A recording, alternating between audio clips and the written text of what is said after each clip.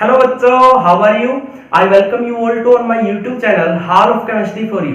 प्यारे बच्चों, आज का लेक्चर जो है स्पेशली उन बच्चों के लिए डिजाइन किया गया है जो इस साल 10th के एग्जाम को पास करके +1 क्लास के अंदर मेडिकल या नॉन मेडिकल स्ट्रीम को लेने वाले हैं। ठीक है बेटा, तो यहाँ पर मैं आप लोगों से लेक्चर को डिस्कस करने से पहले एक छोटी सी बात शेयर करना चाहूंगा, क्योंकि आप लोगों ने चुना है मेडिकल या नॉन मेडिकल स्ट्रीम को।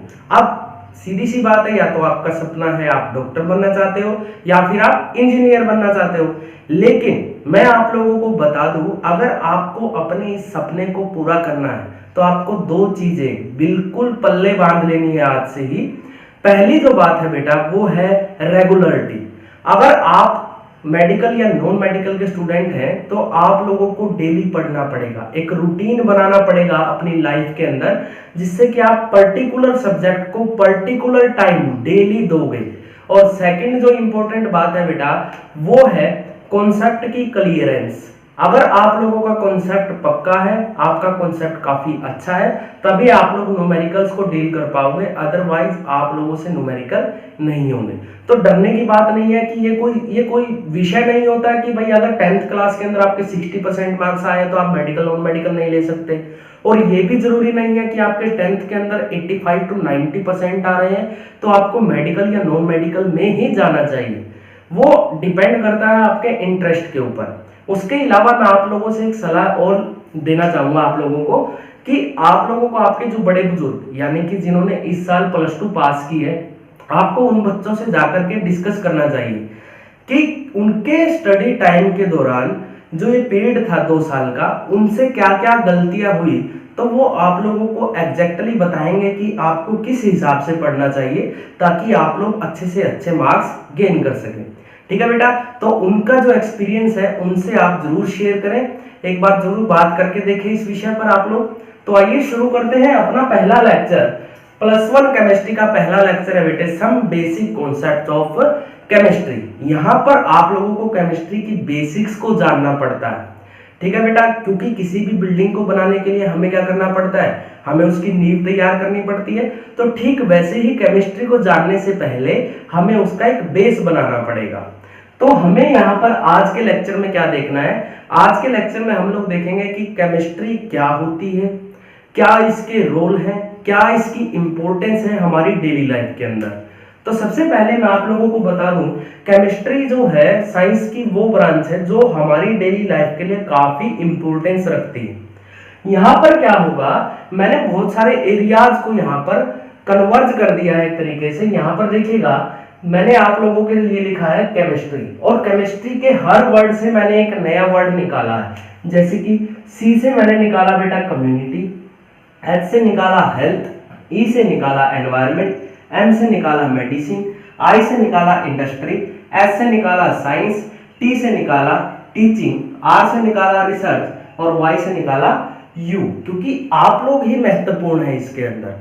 ठीक है बेटा, ध्यान रखना बेटे, इतने सारे फील्ड हैं जहां पर केमिस्ट्री जो है इंपॉर्टेंट रोल प्ले करती है। यहाँ पर अब शुरू करते हैं हम हमारा आज का लेक्चर। तो सबसे पहली बात बेटे, अगर आप लोगों को कोई सब्जेक्ट पढ़ना है, अब क्या है, साइंस की 3 ब्रांच हो चुकी हैं, फिजिक्स, केमिस्ट्री या फिर मैथ या फिर बायोलॉजी। ठीक है, वो मेडिकल नॉन मेडिकल के हिसाब से है। यहाँ पर मैं आप लोगों को केमिस्ट्री टीच करूंगा। तो केमिस्ट्री को टीच करने से पहले सबसे पहली बात आप लोगों को यह पता होनी चाहिए कि केमिस्ट्री होती क्या है। ठीक है बेटा, अगर डेफिनेशन की बात करें तो डेफिनेशन क्या कहती है केमिस्ट्री की, it is branch of science which deals with composition, structure and properties of matter. क्या बोला बेटे, it is study of composition, structure and properties of matter. किसकी, मैटर की बेटे। ठीक है, मैटर के बारे में 3 बातें पता होनी चाहिए, उसका कंपोजिशन क्या है, उसका स्ट्रक्चर क्या है, उसकी प्रॉपर्टीज क्या है। ठीक है बेटा, और उसके बाद क्या कहता है बेटे, and the changes which matter undergoes under different condition. वो कौन कौन सी कंडीशंस हैं जिसके अंदर मैटर जो होता है वो ट्रांसफॉर्म होता है एक फॉर्म से दूसरी फॉर्म के अंदर, यानी कि जितनी भी केमिकल रिएक्शंस हैं वो सारी की सारी हमें यहाँ पर केमिस्ट्री के अंदर याद करनी है। ठीक है बेटे, उसके बाद लास्ट चीज क्या कहता है, and the laws which governs all these changes. तो केमिस्ट्री के अंदर आपको बहुत सारे लॉज मिलने वाले हैं, और हर एक लॉ क्या है, अपनी वैलिडिटी प्रूव करता है। तो हमें वो सारी चीजें भी यहाँ पर स्टडी करनी है। ठीक है बेटा, तो आइए शुरू कर लेते हैं फटाफट से। एक बार डेफिनेशन पर दोबारा आते हैं। मैंने क्या बोला बेटे, it is branch of science which deals with composition, structure and properties of matter. अब सबसे पहली बात बेटे जरा समझिएगा, मैटर क्या होता है। सबसे पहला वर्ड जो निकल के आया वो निकल के आया मैटर। तो आप लोगों को पता होना चाहिए मैटर क्या होता है। 9th क्लास से आप लोगों के आना शुरू हो जाता है कि anything that occupy space and have mass is called matter. मतलब क्या बेटा, इस धरती या इस ब्रह्मांड के ऊपर वो सारी चीजें जो मास ऑक्युपाई करती हो और स्पेस ऑक्युपाई करती हो, वो सारी की सारी चीजें क्या कहलाती है, मैटर कहलाती हैं। ठीक है बेटा, अब किसी भी मैटर का कंपोजिशन, स्ट्रक्चर और प्रॉपर्टीज क्या क्या हो सकती है, इसके लिए हम सबसे सिंपल एग्जांपल उठा के लेके चलते हैं वाटर। आप सभी फैमिलियर है बेटा वाटर से। ठीक है, तो वाटर के सबसे पहले हमें यहाँ पर 3 चीजें डिस्कस करनी है। वाटर का कंपोजिशन क्या होगा, इसका स्ट्रक्चर कैसा होगा और इसकी प्रॉपर्टीज कैसी होंगी। ये तीनों बातें अगर हम लोग डिस्कस कर लेते हैं, यानी कि वाटर की केमिस्ट्री हम लोगों ने डिस्कस कर ली। तो आइए वन बाय वन देखते हैं। आप सभी जानते हैं वाटर का केमिकल फॉर्मूला क्या होता है, H2O। क्या होता है बेटे, H2O। यानी कि यहाँ पर वाटर का जो कंपोजिशन है उसके अंदर 2 हाइड्रोजन है और एक आपकी ऑक्सीजन है। ठीक है बेटा, अगर नंबर ऑफ एटम के बेसिस पे मैं बोलूं तो वाटर का जो कंपोजिशन है वो 2:1 की रेशियो में, यानी कि 2 हाइड्रोजन है और 1 ऑक्सीजन है। अगर बात करो इनके मास की रेशियो की, तो हाइड्रोजन का एटॉमिक मास 1 होता है और 2 हाइड्रोजन का एटॉमिक मास 2 हो जाता है, जबकि ऑक्सीजन का एटॉमिक मास जो होगा वो कितना होता है बेटे, 16। तो यहाँ पर जो मास प्रोपोर्शन है वाटर का वो 1:8 होता है। यानी कि आप लोग कहीं का भी वाटर ले लो, चाहे आप डिस्टिल वाटर लो, नदी नालों का पानी लो, या फिर किसी वाटर पंप या वाटर कूलर का पानी लो, तो सबका कंपोजिशन जो होगा उसके अंदर जो वाटर है, वाटर का जो कंपोजिशन है वो 1:8 मिलेगा। ठीक है बेटा, अगर बात करें स्ट्रक्चर की, तो स्ट्रक्चर की मैं बात करूं, वाटर जो होता है, वाटर का स्ट्रक्चर कुछ इस तरीके का होता है। यहाँ पर अगर आपसे पूछता है वाटर की ज्योमेट्री क्या होती है और वाटर की शेप क्या होती है, तो दोनों चीजें बेटे अलग अलग होती हैं। बहुत सारे बोल देते हैं कि दोनों सेम बात होती है, लेकिन दोनों ही चीजें अलग अलग है। ज्योमेट्री देखते टाइम हमें बॉन्ड पेयर को भी देखना पड़ता है और लोन पेयर को भी देखना पड़ता है। लोन पेयर कौन होते हैं, वो इलेक्ट्रॉन पेयर जो बॉन्डिंग में पार्टिसिपेट नहीं करते, और बॉन्ड पेयर ऑफ इलेक्ट्रॉन कौन होते हैं, जो बॉन्डिंग में पार्टिसिपेट करते हैं। तो ज्योमेट्री देखते टाइम हमें दोनों को देखना पड़ता है। तो कोई तुमसे पूछे वाटर की ज्योमेट्री क्या होती है, तो टेट्राहेड्रल होती है। क्या होती है बेटे, टेट्राहेड्रल। अभी टेंशन लेने वाली बात नहीं है, केमिकल बॉन्डिंग में यही सब चीजें हम लोगों को डिस्कस करनी है। अभी सिर्फ सुनते चलिए। और उसके बाद अगर शेप की बात करें, तो शेप जो होती है वाटर की बेंट या फिर एंगुलर होती है। क्या होती है भाई, बेंट या एंगुलर।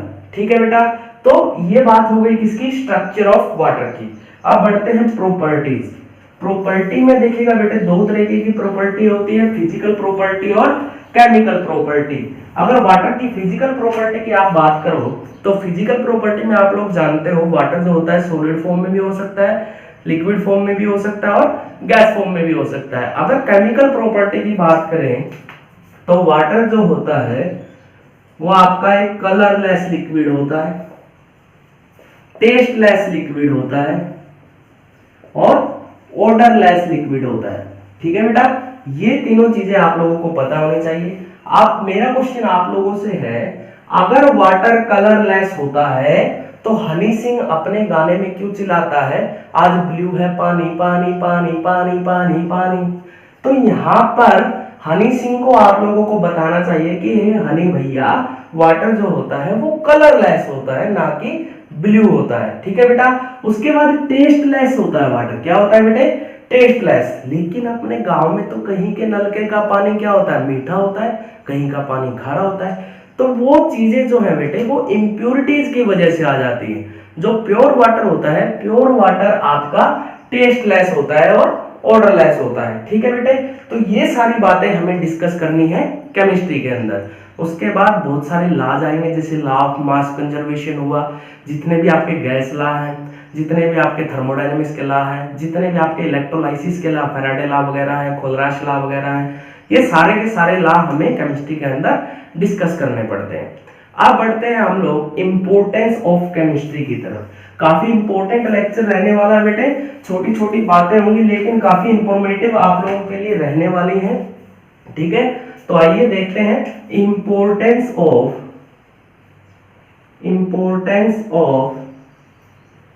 केमिस्ट्री कि केमिस्ट्री का क्या रोल है हमारी डेली लाइफ के अंदर, कहां कहां पर इंपॉर्टेंट है। तो इंपॉर्टेंस काफी ज्यादा है बेटे। सबसे पहली जो बात है बेटे वो है इन फूड सप्लाई। जितने भी आपके फूड मटेरियल्स होते हैं वहां पर केमिस्ट्री इंपॉर्टेंट रोल प्ले करती है।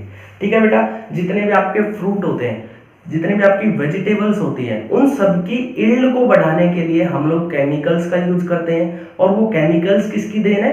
केमिस्ट्री की। तो यहां पर आप बोलिएगा एज केमिकल फर्टिलाइजर्स।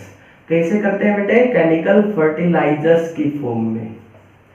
ठीक है बेटा, क्लियर है? तो यहां पर केमिकल फर्टिलाइजर क्या हो सकता है? यूरिया हो सकता है, सोडियम नाइट्रेट हो सकता है, सोडियम नाइट्रेट हो सकता है, अमोनियम फॉस्फेट हो सकता है। तो इस तरीके से हम लोग यहाँ पर केमिकल फर्टिलाइजर का यूज करते हैं। इनका काम क्या होता है? These increases yields of fruits. ये फ्रूट्स या वेजिटेबल्स वगैरह जो होती हैं उनकी यील्ड को इंक्रीज कर देती है।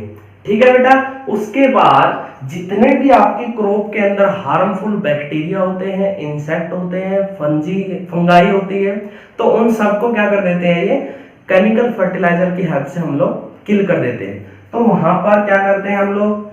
इंसेक्टिसाइड का यूज कर सकते हैं, insecticide,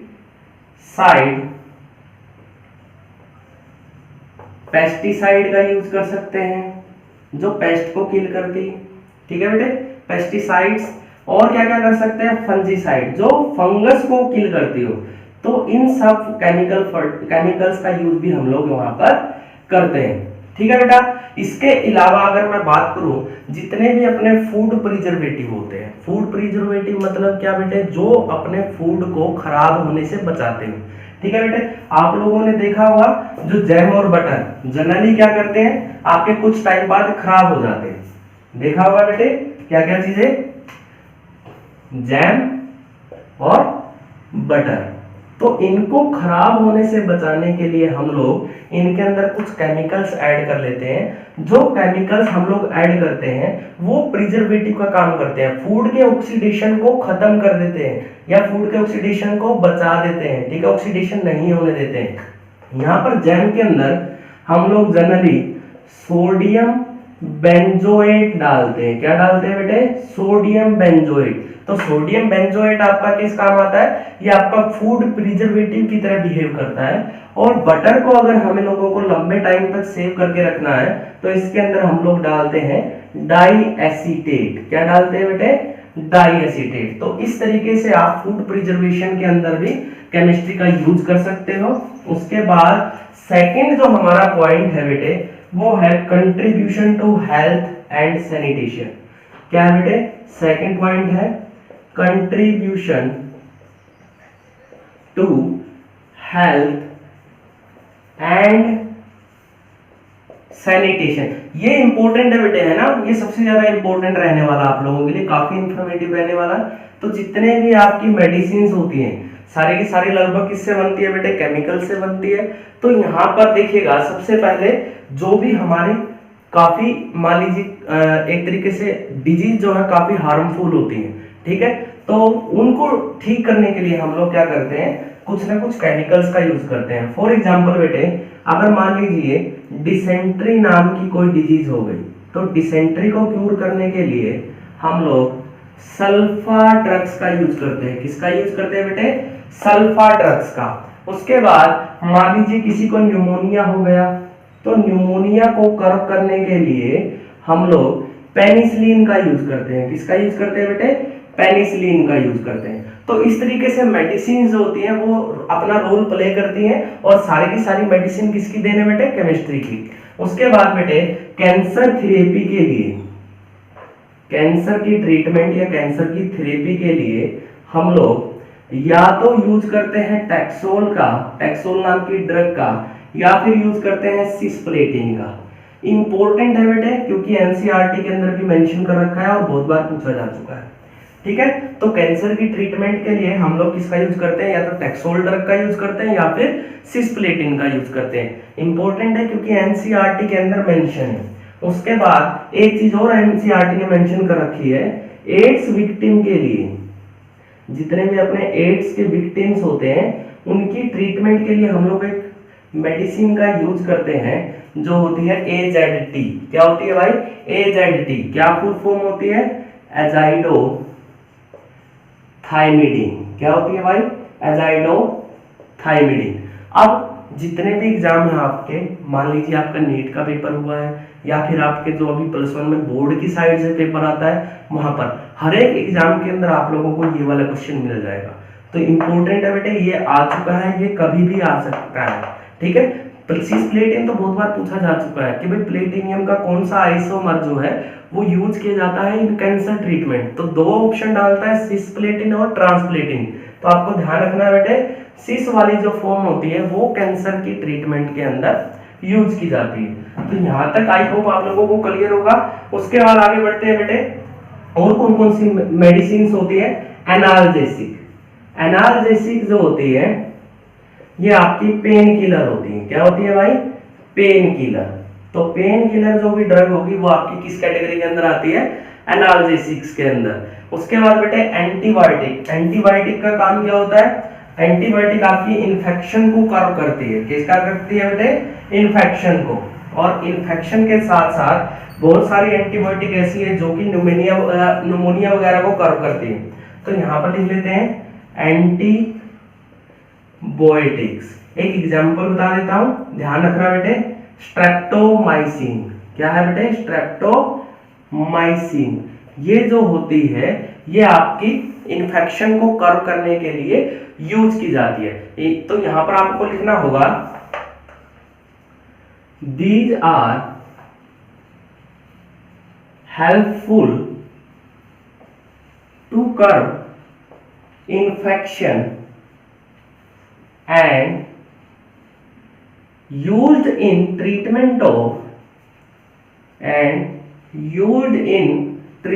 of harmful disease like कौन कौन सी डिजीज करती है बेटे? टाइफाइड और ट्यूबरक्लोसिस। टाइफाइड और ट्यूबरक्लोसिस। ठीक है बेटा, तो यहां पर क्या होता है, एंटीबायोटिक का काम क्या होता है बेटे? To curb the infection. तो यहां पर हम लोगों ने एनाल्जेसिक देख लिया, एंटीबायोटिक देख लिया। अब बढ़ते हैं हम लोग ट्रांसक्विलाइजर्स की तरफ। किसकी तरफ बढ़ते हैं बेटे? ट्रांसक्विलाइजर्स। ये वो ड्रग्स होती हैं बेटे जिसकी वजह से इंसान जो होता है उसकी मेंटल जो टेंशन होती है वो रिड्यूस हो जाती है और वो काफी काम फील करता है। ठीक है, सेडेटिव होती है थोड़ी सी, खाने के बाद आदमी को नींद आती है। तो यहाँ पर जो ट्रांसक्विलर्स होती हैं इसका काम क्या होता है?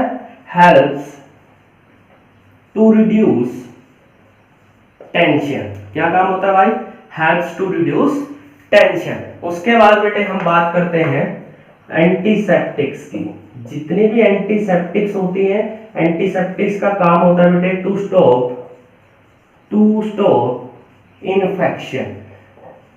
आप लोगों के लिए काफी ज्यादा जाना माना नाम एंटीसेप्टिक, क्योंकि आप लोग डेटोल का यूज करते हैं। किसका यूज करते हैं बेटे? डिटोल का। तो डिटोल एक एंटीसेप्टिक होती है जिसका काम क्या होता है, इन्फेक्शन को स्टॉप करना। तो यहाँ पर एंटीबायोटिक हो गया, ट्रांसक्युलाइजर हो गया, एंटीसेप्टिक हो गया। इसके बाद बढ़ते हैं बेटे डिसइंफेक्टेंट की तरफ। किसकी तरफ बढ़ते हैं, डिसइंफेक्टेंट की तरफ। तो डिसइंफेक्टेंट का काम क्या होता है वो भी देख लेते हैं। डिसइंफेक्टेंट, इनका काम होता है बेटे टू किल माइक्रो ऑर्गेनिज्म। जितने भी आपके माइक्रो ऑर्गेनिज्म होते हैं उनको किल करती है ये, टू किल माइक्रो ऑर्गेनिजम्स। ठीक है बेटे, कहाँ कहाँ यूज करते हैं, टॉयलेट्स में यूज कर सकते हैं, सैंक वगैरह में यूज कर सकते हैं। सबसे बढ़िया एग्जांपल क्या, फिनोल। घरों पे पौधा लगाते हो, उसके अंदर कुछ लिक्विड आप लोग ऐड करते हो तो वो क्या होता है, डिसइंफेक्टेंट। क्या होता है बेटे, डिसइंफेक्टेंट। तो डिसइंफेक्टेंट का काम क्या होता है, टू किल माइक्रो ऑर्गेनिजम्स। इसके अलावा बेटे वाटर स्टेरिलाइजेशन के अंदर भी केमिकल्स का रोल होता है। किसका रोल होता है भाई, केमिकल्स का। तो वाटर स्टेरिलाइजेशन, वाटर स्टेरिलाइजेशन के अंदर हम लोग क्लोरीन का यूज करते हैं। किसका यूज करते हैं बेटे, क्लोरीन का यूज करते हैं। और क्लोरीन की जो कंसंट्रेशन होती है वो बहुत ही कम होती है, 0.2 to 0.4 पार्ट्स पर मिलियन। पीपीएम का मतलब क्या होता है, पार्ट्स पर मिलियन। ये एक कंसंट्रेशन पैरामीटर है जो काफी डाइल्यूट सॉल्यूशन के लिए यूज किया जाता है। इसके ऊपर मैंने एक वीडियो अलग से बनाई हुई है +2 क्लास के अंदर, तो आप वो भी चेक कर सकते हो। ठीक है बेटा, तो इतना सारा रोल है आपका मेडिसिन के अंदर केमिस्ट्री का। ठीक है बेटा, और ऊपर से अपने डॉक्टर लोग। अभी कुछ दिन पहले बैक पेन हो गया था तो मैं गया डॉक्टर साहब के पास कि डॉक्टर साहब बैक पेन हो गया। डॉक्टर ऐसे भाई कि बिल्कुल ही शायराना अंदाज के अंदर बात कर रहे।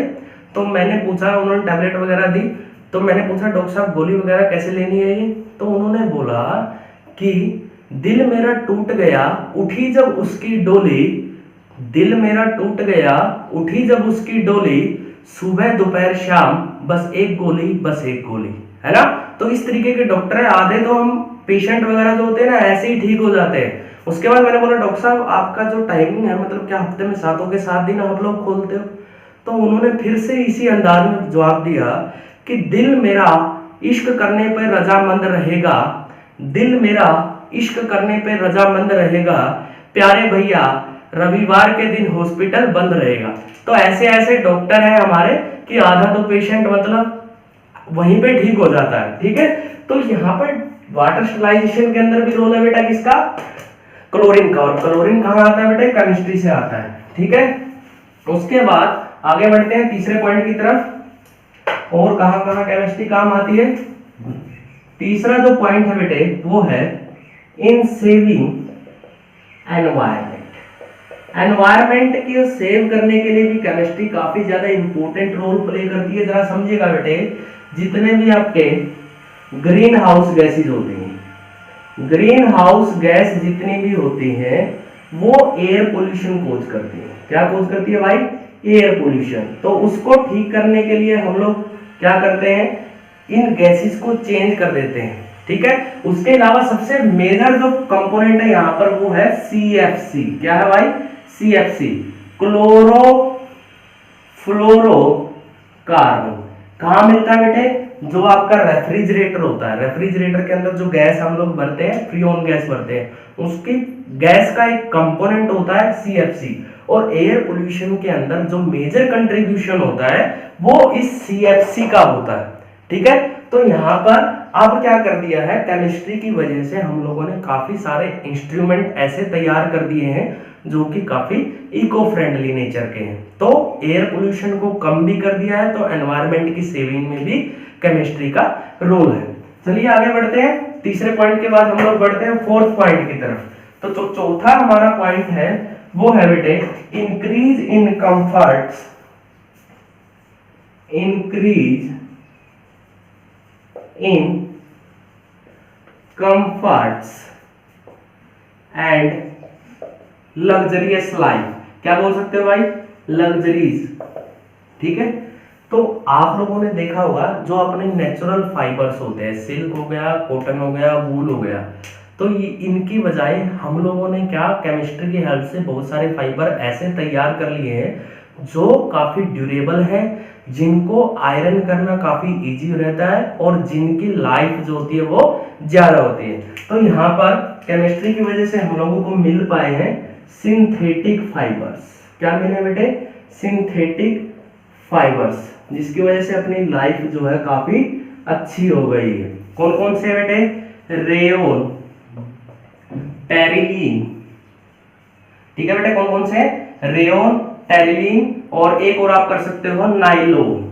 ये जो आपके फाइबर्स होते हैं सारे के सारे मैनमेड हैं, काफी ड्यूरेबल होते हैं, हाईली ड्यूरेबल होते हैं। उसके बाद इजी टू वॉश और आयरन। तो इनको इस्त्री करना भी काफी आसान रहता है, इनको धोना भी काफी आसान रहता है। और क्या क्या इंपॉर्टेंट है बेटे, जिसकी वजह से हमारी लाइफ के अंदर कंफर्ट बढ़ गया है, लग्जरी बढ़ गई है। तो जितने भी आप मूवीज वगैरह देखते हो वहां पर कैमरा से शूटिंग होती है सारी, है ना। तो कैमरा फिल्म जो होती है वो बनती है बेटे सेल्यूलोइड से। किससे बनती है भाई? सेल्यूलोइड से। हर एक चीज इंपॉर्टेंट है बेटे, जो बता रहा हूं, है ना। कोई भी टपक सकती है आपकी ऑब्जेक्टिव्स के अंदर। तो सेल्यूलोइड जो होता है ये एक सेल्यूलोज नाम के मटेरियल से बनता है, ठीक है बेटे। और सेल्यूलोज किसकी देन है? केमिस्ट्री की देन है। तो इस तरीके से हमारी लाइफ जो है काफी कंफर्टेबल हो गई है। उसके बाद आप लोगों ने देखा होगा, अगर आपने 3 इडियट देखा हो, तो जो आपका जो वो प्रिंसिपल होता है वो क्या करता है, जब दाढ़ी करवाता है तो वहां पर एक फोनोग्राफ रखा होता है ना, जिसकी वजह से वो क्या करता है, वो प्ले करती है सीडी वगैरह और गाना वगैरह चलता है ना। तो उस इंस्ट्रूमेंट को क्या बोला जाता है? उस इंस्ट्रूमेंट को बोला जाता है फोनोग्राफ। क्या बोला जाता है भाई? फोनोग्राफ। वो फोनोग्राफ जो होता है उसके अंदर जो उसका प्रोसेस होता है वो बनता है बेटे पॉलीविनाइल क्लोराइड से। किससे बना होता है? पॉलीविनाइल क्लोराइड से। और ये पॉलीविनाइल क्लोराइड जो होता है ये एक पॉलीमर होता है जो विनाइल क्लोराइड से मिलके बनता है। और ये भी किसकी देन है बेटे? केमिस्ट्री की देन है, ठीक है बेटे। वो बात अलग है, जो ये पॉलीविनाइल क्लोराइड का मोनोमर है विनाइल क्लोराइड, उसकी वजह से कैंसर होने के चांसेस है, तो उसको अवॉइड किया जाने लगा फोनोग्राफ को, ठीक है बेटा। तो इस तरीके से हमारी लाइफ जो है काफी लग्जरियस हो गई है। उसके बाद बढ़ते हैं बेटे हमारे नेक्स्ट पॉइंट की तरफ। जो हमारा 5th पॉइंट है वो है बेटे इन ट्रांसपोर्ट एंड कम्युनिकेशन। क्या है बेटे? इन ट्रांसपोर्ट एंड कम्युनिकेशन। आप लोगों को पता होगा बेटे, एक जगह से दूसरी जगह जाने के लिए आप लोग क्या करते हो? आप व्हीकल्स का यूज करते हो। और व्हीकल्स के अंदर जो पेट्रोल डीजल आप लोग डालते हो वो किसकी देन है बेटे? केमिस्ट्री की देन है, ठीक है। तो इस तरीके से आप ध्यान रख सकते हो। कम्युनिकेशन की अगर मैं बात करूं, जितने भी आपके रॉकेट लॉन्च होते हैं, सैटेलाइट्स वगैरह से सिग्नल भेजे जाते हैं, तो सबके अंदर आपकी केमिस्ट्री का एक इंपॉर्टेंट रोल होता है, ठीक है। तो ट्रांसपोर्ट और कम्युनिकेशन में आप इस तरीके से वहां पर डिफाइन कर सकते हो। उसके बाद बढ़ते हैं बेटे 6th पॉइंट की तरफ।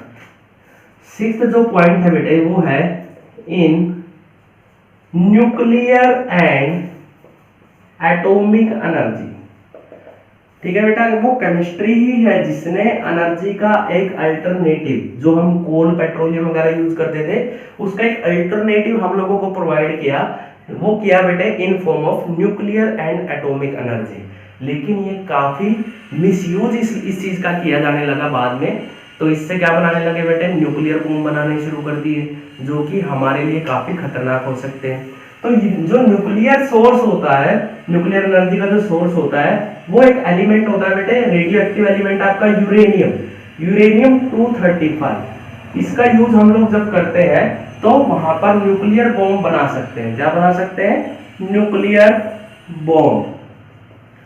तो न्यूक्लियर एंड एटॉमिक एनर्जी, जितने भी आपके हाइड्रोजन बॉम्ब वगैरह हैं, वो सारे के सारे इस कैटेगरी के अंदर आते हैं। तो ट्रांसपोर्ट एंड कम्युनिकेशन में समझा, उसके बाद न्यूक्लियर एंड एटॉमिक एनर्जी के फॉर्म में समझा।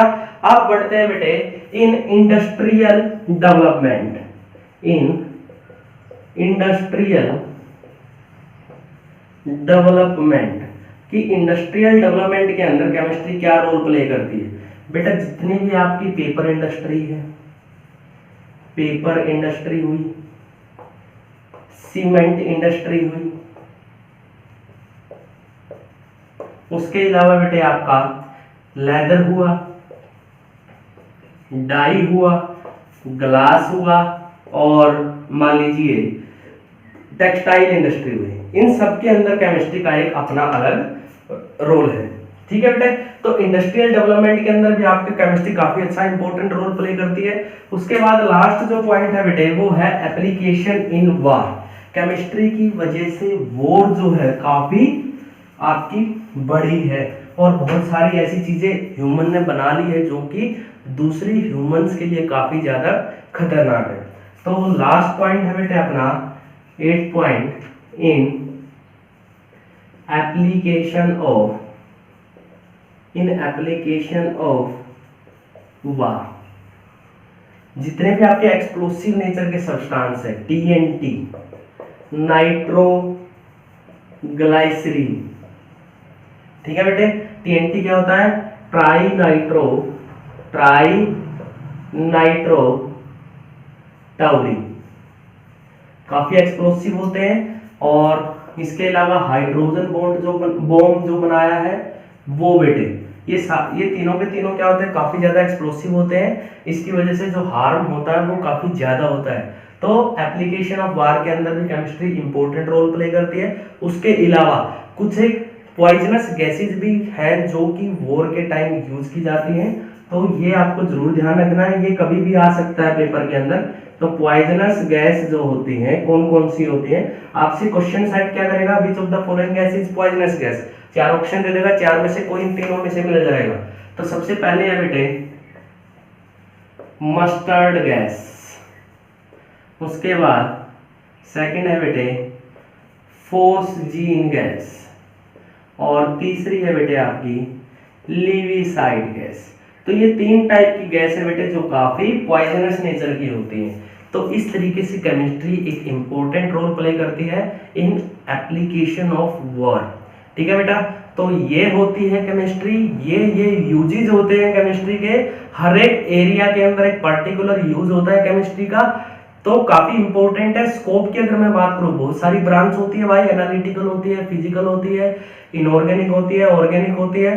ठीक है बेटा, और भी बहुत सारी ब्रांचेज होती है, बायोकेमिस्ट्री होती है, ठीक है, फिजिकल केमिस्ट्री होती है जब फिजिक्स ऐड हो जाती है।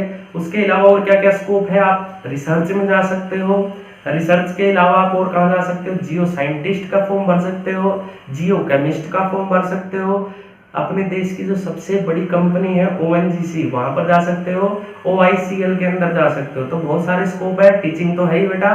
तो ये होता है आपका जनरल इंट्रोडक्शन ऑफ केमिस्ट्री। इसके बाद हम लोग आगे शुरू करेंगे। आज के लेक्चर में अभी के लिए बस इतना ही। Thank you very much.